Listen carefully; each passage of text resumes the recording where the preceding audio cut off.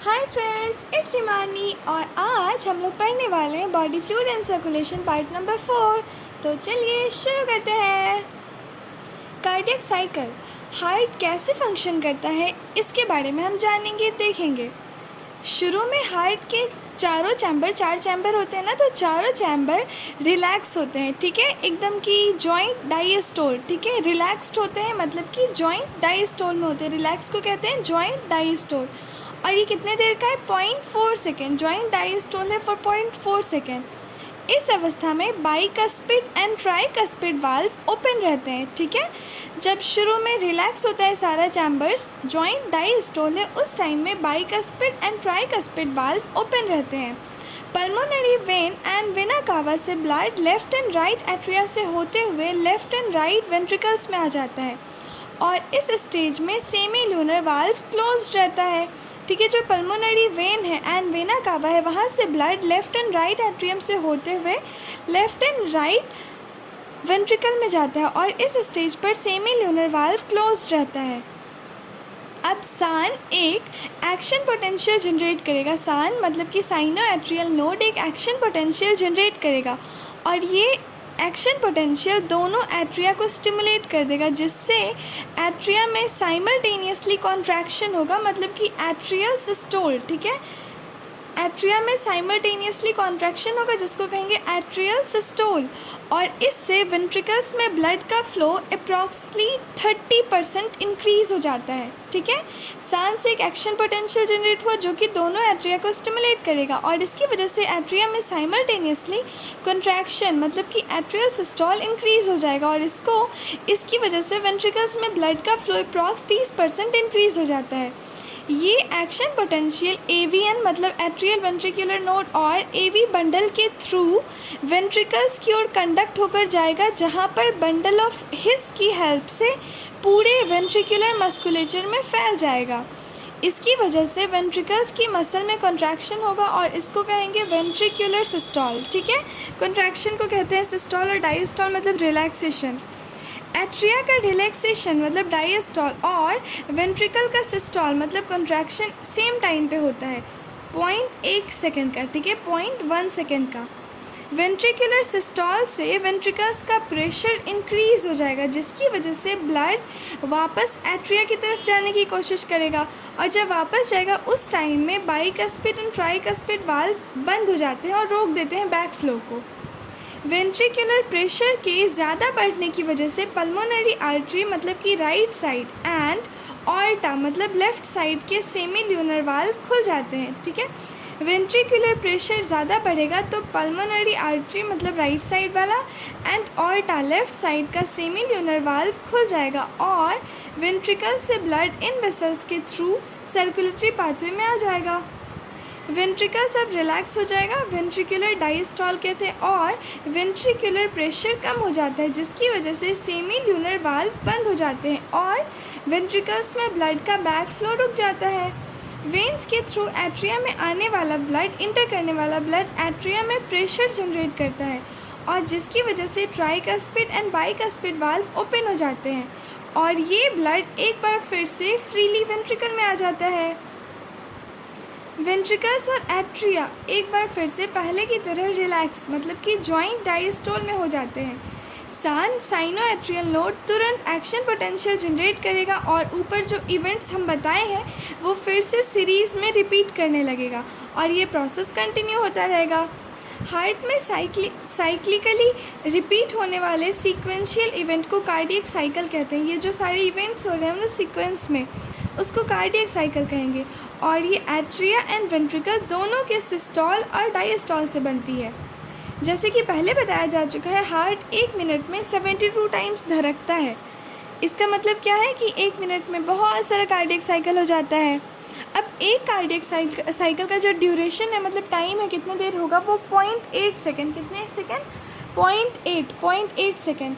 Cardiac cycle में हर ventricle approx 70 ml blood pump करता है, ठीक है। कार्डियक साइकिल में हर ventricle approx 70 ml blood pump करता है और जिसको कि स्ट्रोक वॉल्यूम कहते हैं। क्या कहते हैं? Stroke volume. स्ट्रोक वॉल्यूम को हार्ट रेट से जब मल्टीप्लाई करेंगे तो वो कार्डियक आउटपुट देगा। स्ट्रोक वॉल्यूम को हार्ट रेट से मल्टीप्लाई करने पे कार्डियक आउटपुट मिलता है। 1 मिनट में हार्ट जितनी बार बीट करेगा वो हार्ट रेट कहलाती है। कार्डियक आउटपुट ब्लड का वो वॉल्यूम है जिससे हर वेंट्रिकल, मतलब 2 वेंट्रिकल्स है ना, तो दोनों वेंट्रिकल 1 मिनट में पंप करता है। और एक हेल्दी ह्यूमन में, लाइक तुम हो, लाइक हम हैं, ऐसे ही सारे हेल्दी ह्यूमन, उनमें एवरेज 5 लीटर मतलब 5000 मिलीलीटर होता है। ठीक है। कार्डियक आउटपुट ब्लड का वो वॉल्यूम है जिसको हर वेंट्रिकल, प्रत्येक वेंट्रिकल 1 मिनट में पंप करता है। और एक हेल्दी ह्यूमन में कितना होता है? Approx 5 litre, 5000 millilitre. हमारी बॉडी में स्ट्रोक वॉल्यूम और हार्ट रेट दोनों को बदलने की क्षमता होती है। ठीक है। बॉडी में हमारी बॉडी में stroke volume and heart rate दोनों को बदलने की क्षमता होती है, इसीलिए कार्डियक आउटपुट भी चेंज होता रहता है। जैसे कि एग्जांपल के तौर पर देखो, जो एथलीट्स होते हैं, दौड़ते भागते ज़्यादा है ना एथलीट्स, उनका कार्डियक आउटपुट एक ऑर्डिनरी नॉर्मल ह्यूमन हमारी तुम्हारी तरह के कंपैरेटिवली बहुत ज़्यादा होता है। हर कार्डियक साइकिल में 2 मेन साउंड पैदा होती है। ठीक है। जिसको स्टेथोस्कोप की हेल्प से हम लोग सुनते हैं। अरे सुनते हैं ना, heart beat, that is 2 sound. पहला है हार्ट साउंड, लब, प्यार मत समझ लेना, लब नहीं, लब, LUB, जो कि बाइकस्पिड एंड ट्राइकस्पिड वाल्व के बंद होने से जनरेट होती है। ठीक है। पहला हार्ट साउंड है लब लब लब लब, LUB, तो वो बाइकस्पिड एंड ट्राइकस्पिड वाल्व के बंद होने से जनरेट होता है। और दूसरा साउंड है डब, लब डब, वो लव एंड डव मत समझ लेना, लब एंड डब है, LUB एंड DUB। तो DUB हो जाएगा सेमी ल्यूनर वाल्व के बंद होने से जनरेट, मतलब देखो दोनों के बंद होने से। लब साउंड जनरेट होगा बाइकस्पिड एंड ट्राइकस्पिड वाल्व के बंद होने से, एंड डब साउंड होगा सेमी ल्यूनर वाल्व के बंद होने से। और इन साउंड्स की क्लिनिकल डायग्नोसिस को जानने में बहुत हेल्पफुल होता है, मतलब ये जो साउंड्स है वो क्लिनिकल डायग्नोसिस में बहुत हेल्प करते हैं। अब बात करेंगे ECG, इलेक्ट्रोकार्डियोग्राफ। पेशेंट को जब कार्डियक अरेस्ट, ठीक है, कार्डियक अरेस्ट होता है तो उसके ऊपर क्या कहते हैं, ऐसे दिखते होगा ना, बहुत सारे टिक टिक टिक वो लगा दिया जाता है, क्या उसको बोलते हैं, ऐसे देखो पढ़ ही रहे पेशेंट को जब कार्डियक अरेस्ट होता है तो उसे मॉनिटरिंग मशीन के ऑब्जर्व में डाल देते हैं, और मशीन के वोल्टेज एरिया में ऐसे स्क्रीन पे दिखता है ना, पिप पिप पिप, और जब इंसान मर गया तो पी, तो वही है। इस तरह की मशीन को इलेक्ट्रोकार्डियोग्राफ कहते हैं। क्या कहते हैं? ECG, इलेक्ट्रोकार्डियोग्राफ, और जिसके हेल्प से हम लोग इलेक्ट्रोकार्डियोग्राम तैयार करते हैं। ठीक है। इलेक्ट्रोकार्डियोग्राम। ECG कार्डियक साइकिल के टाइम पर हार्ट की इलेक्ट्रिकल एक्टिविटी को ग्राफिक्स के रूप में रिप्रेजेंट करता है। और स्टैंडर्ड ECG को पाने के लिए, मतलब परफेक्ट ECG देखने के लिए, हम लोग पेशेंट को मशीन से 3 इलेक्ट्रिकल लीड के थ्रू कनेक्ट करते हैं। ठीक है। 3 इलेक्ट्रिकल लीड्स इंसान के ऊपर, उस पेशेंट के ऊपर लगाए जाते हैं। एक लीड होता है वो लेफ़्ट एंकल में, मतलब पैर में, एंकल में, और जो 2 है वो दोनों रिस्ट में, मतलब कलाई में लगाई जाती है। एक होता है वो लेफ़्ट साइड के एंकल में और दोनों साइड के रिस्ट पे, कलाई पे, और ये लगातार हार्ट की एक्टिविटी को मॉनिटर करती है और फिर वो इलेक्ट्रोकार्डियोग्राम के रूप में दे देती है। हार्ट के फंक्शन को डिटेल में इवैल्यूएट करने के लिए बहुत सारी लीड्स को चेस्ट पे ऐसे जोड़ दिया जाता है, और ये हमें स्टैंडर्ड ECG, मतलब हम लोग यहाँ पर स्टैंडर्ड ECG के बारे में जानेंगे। अब ECG का जो पीक होता है, देखो NCERT में ऐसे फिगर बना होगा, जो पीक है, सबसे ऊंचाई है, उसको P से डिनोट करते हैं। ठीक है। P-T, ठीक है, जो कि हार्ट की स्पेसिफिक इलेक्ट्रिकल एक्टिविटी के अनुकूल होती है। P वेव क्या है?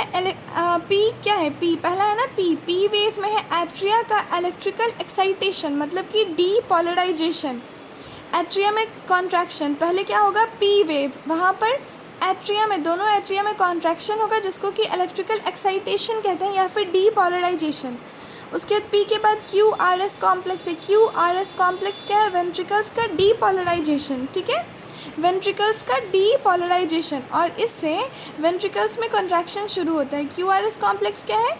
वेंट्रिकल्स का डीपोलराइजेशन, और इससे वेंट्रिकल्स में कॉन्ट्रैक्शन होगा। Q के थोड़ी देर बाद कॉन्ट्रैक्शन शुरू हो जाता है। जो Q है उसके थोड़ी देर बाद कॉन्ट्रैक्शन शुरू होगा और सिस्टोल की शुरुआत को मार्क करेगा।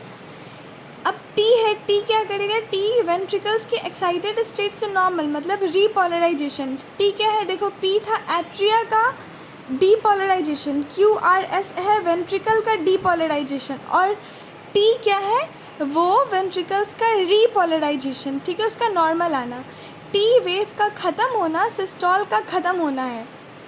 और एक दिए गए टाइम पर QRS कॉम्प्लेक्स के नंबर को काउंट करके किसी भी व्यक्ति का हार्ट बीट रेट देख सकते हैं, ठीक है।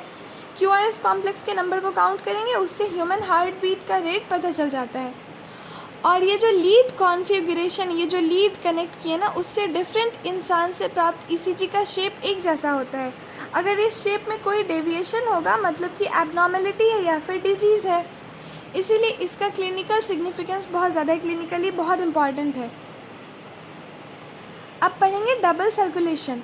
जैसे कि पहले देख चुके हैं कि राइट वेंट्रिकल से जो ब्लड पंप होगा वो पल्मोनरी आर्टरी में जाएगा, और जो लेफ़्ट वेंट्रिकल से ब्लड होगा वो ऑर्टा में जाएगा, साफ वाला। पल्मोनरी सर्कुलेशन देखते हैं, उसमें क्या होता है, पल्मोनरी आर्टरी के थ्रू मतलब वेन के थ्रू गंदा ब्लड, डीऑक्सीजनेटेड ब्लड लंग्स में भेज देंगे, और लंग्स में साफ होकर ऑक्सीजनेट होकर पल्मोनरी वेन्स मतलब कि आर्टरी के थ्रू लेफ्ट एट्रियम में आ जाएगा, और इसको कहेंगे पल्मोनरी सर्कुलेशन। क्या होता है पल्मोनरी सर्कुलेशन, पल्मोनरी आर्टरी के थ्रू डीऑक्सीजनेटेड ब्लड लंग्स में भेज देते हैं, और लंग्स में ऑक्सीजनेट होकर पल्मोनरी वेन के थ्रू लेफ्ट एट्रियम में आ जाएगा, इसको कहेंगे पल्मोनरी सर्कुलेशन। अब सिस्टेमिक सर्कुलेशन देखो, जो साफ ब्लड है, ऑक्सीजनेटेड ब्लड है, वो ऑर्टा से आर्टरी में, आर्टेरियोल्स में एंड कैपिलरीज के थ्रू टिश्यू तक जाता है, और वहाँ से डीऑक्सीजनेटेड गंदा blood venule, when and vena कावा के थ्रू कलेक्ट होकर राइट एट्रियम में आता है, और इसको कहते हैं सिस्टेमिक सर्कुलेशन। क्या है सिस्टेमिक सर्कुलेशन, ऑक्सीजनेटेड साफ ब्लड ऑर्टा से आर्टरीज, आर्टेरियोल्स एंड कैपिलरीज के थ्रू टिश्यू तक जाएगा, और टिश्यू से गंदा deoxygenated blood venules, veins and vena कावा के थ्रू कलेक्ट होकर राइट एट्रियम में आएगा, और इसको कहेंगे सिस्टेमिक सर्कुलेशन। सिस्टेमिक सर्कुलेशन से टिश्यूज़ को न्यूट्रिएंट, ऑक्सीजन और अदर जो इम्पॉर्टेंट पदार्थ है वो मिलेगा, एंड CO2 एंड अदर जो गंदा पदार्थ है उसको एलिमिनेट करने के लिए दूर लेके जाएगा।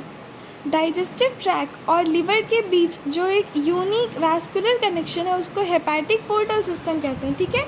जो डाइजेस्टिव ट्रैक और लिवर के बीच में एक यूनिक वैस्कुलर कनेक्शन है उसको हेपेटिक पोर्टल सिस्टम कहते हैं। हेपेटिक पोर्टल वेन्स ब्लड को इंटेस्टाइन से सिस्टेमिक सर्कुलेशन में देने से पहले लिवर को देता है, ठीक है। हमारे बॉडी में कार्डियक मस्कुलेचर को ब्लड सर्कुलेट करने के लिए ब्लड वेसल्स का एक स्पेशल कोरोनरी सिस्टम होता है, ठीक है। बॉडी में कार्डियक मस्कुलेचर को ब्लड सर्कुलेट करने के लिए ब्लड वेसल्स का एक स्पेशल कोरोनरी सिस्टम होता है। अब regulation of cardiac activity, heart की जो नॉर्मल इंट्रिंसिक एक्टिविटीज़ है वो खुद ही रेगुलेट होती है, ठीक है। और ये स्पेशलाइज्ड मसल्स नोडल टिश्यू की वजह से होती है, तो पहले पढ़ा है, नोडल टिश्यूज़ की वजह से, और इसीलिए हार्ट को मायोजेनिक कहते हैं। मायोजेनिक मतलब कि क्या, मायोजेनिक वो खुद से खुद को कंट्रोल कर रहा है due to nodal tissues.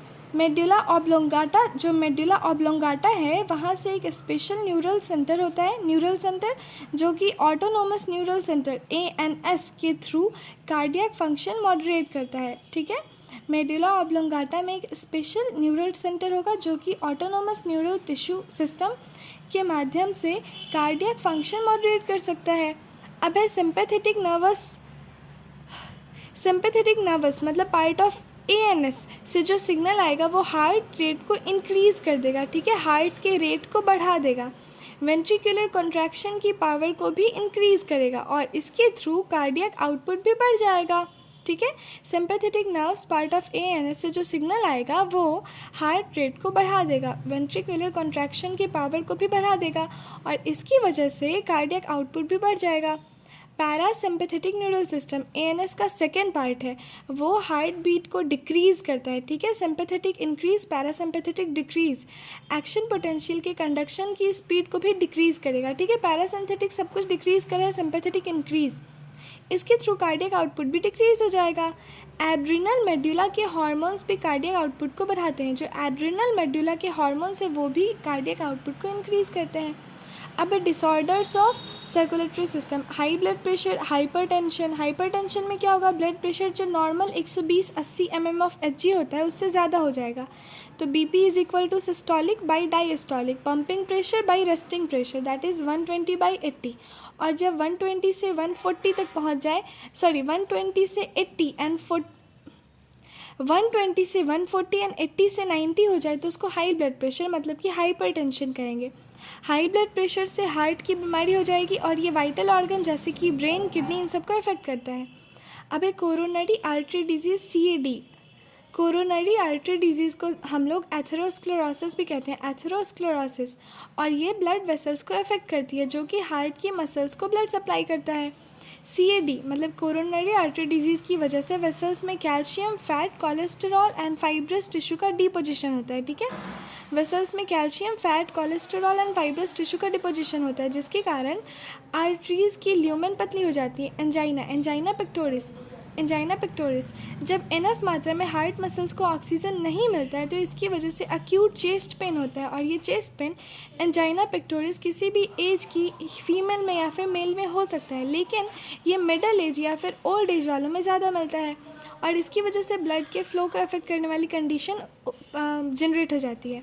Heart failure, heart का फेल होना, इसमें हार्ट ब्लड को इनफ मात्रा में पंप नहीं कर पाता जिसकी वजह से बॉडी की आवश्यकताएं पूरी नहीं हो पाती।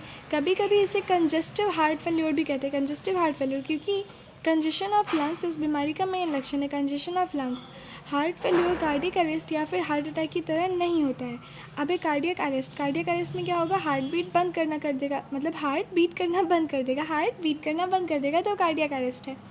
हार्ट अटैक में क्या होता है, इनफ मात्रा में ब्लड सप्लाई नहीं होता है, इसकी वजह से हार्ट की कोई मसल अचानक से डैमेज हो जाती है और इसको कहते हैं हार्ट अटैक। तो देखो, हार्ट फेल्योर मतलब कि इनफ पंपिंग नहीं हो रही है, कार्डियक अरेस्ट मतलब stop beating and heart attack मतलब नॉट इनफ ब्लड सप्लाई।